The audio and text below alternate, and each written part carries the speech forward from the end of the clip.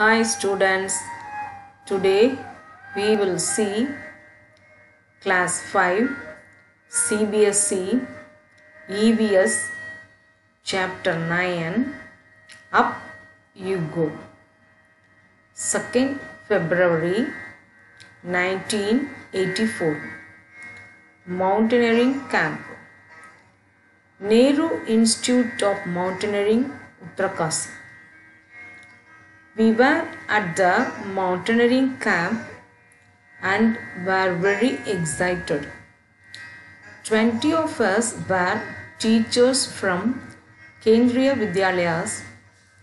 There were other women from banks and other institutions. Today was the second day of the camp. In the morning, as I got out of bed and put my foot down, I screamed in pain. I remembered yesterday's 26-kilometer walk with the heavy rucksacks on my back. I was afraid to back to that steep climb and the rough narrow path. With the tears in my eyes, I started walking slowly towards the room of Brigadier Gyan Singh, the director of our adventure course. I was thinking of what I would say to excuse myself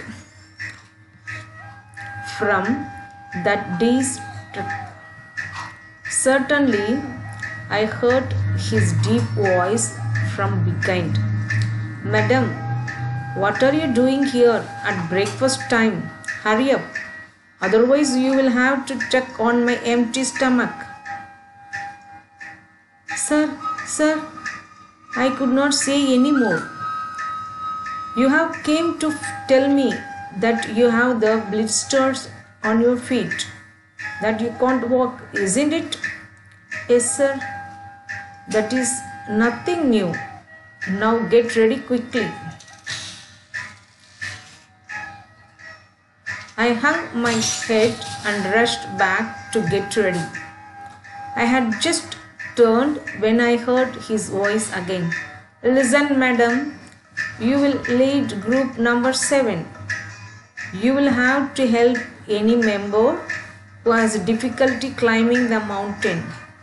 You have already been told about the responsibilities of the group leaders in the mountains. Tell, have you ever seen the mountains? Have you also climbed a mountain? When and where? How far have you walked at one time? How far can you walk? Imagine. What do you think about the patches on the mountains? Draw a picture. A big responsibility. I started thinking about what a leader must do. Help others in carrying their bags. Let the group go ahead and keep to the last. Help those who can't climb properly. Find a good place to stop and rest. Look after those who are not well. Arrange for food for the group. The most important thing is to be ready to be punished even when someone else may have made a mistake. I realized that there was a special kind of discipline here. I wondered whether the camp will still be fun.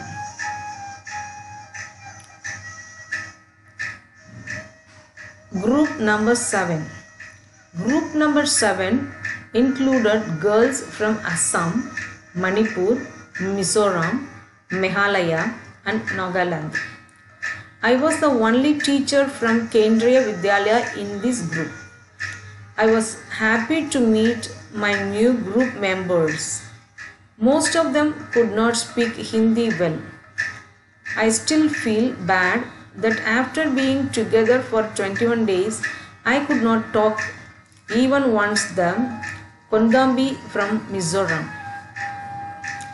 She spoke only Mizo, but in our hearts we grew close to each other. Tell, what do you think about the responsibilities of a group leader? How would you feel if you were made a leader in such a camp? What does a monitor in your class have to do? Would you like to be the class monitor? Why? Crossing the river, 5 February 1984. We got vitamin C, iron tablets and hot chocolate milk with our breakfast. These were given for strength and to keep us warm in the cold. Every morning there would be a medical checkup. We tied our bandages and counted the days left. After an 8-kilometer trek, we reached a river. There was a thick rope tied across the river from one bank to another.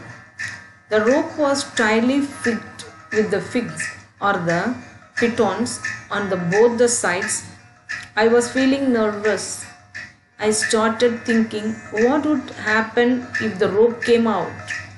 I was trying to estimate how wide the river was.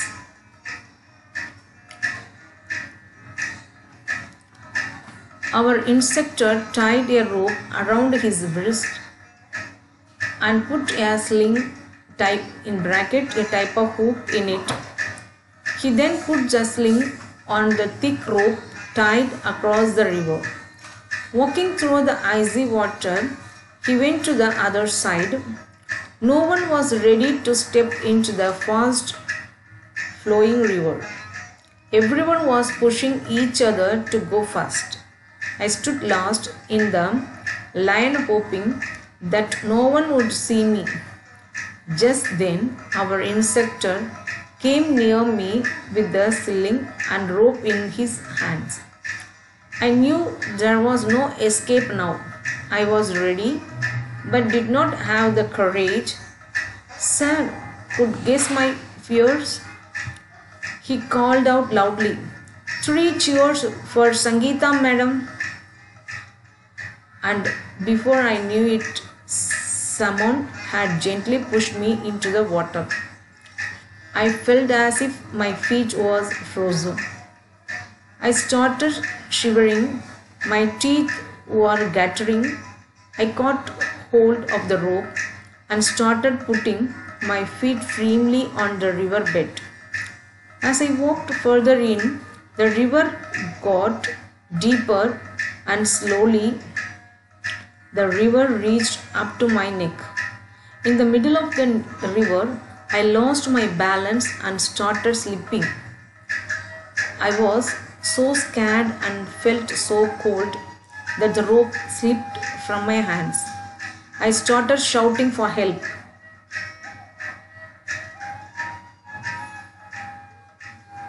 I was sure I would be carried away by the river, but no, I found that I was tied with the rope to the sling.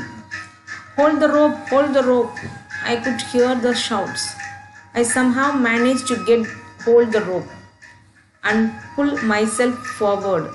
Slowly, with some courage, I reached the river bank. I felt a special kind of happiness as I came out of the water. Happiness on finishing a challenging task. Now standing on the bank, I was calling out to the others to hold the rope tightly. I knew that this confidence was the result of facing a challenge with courage.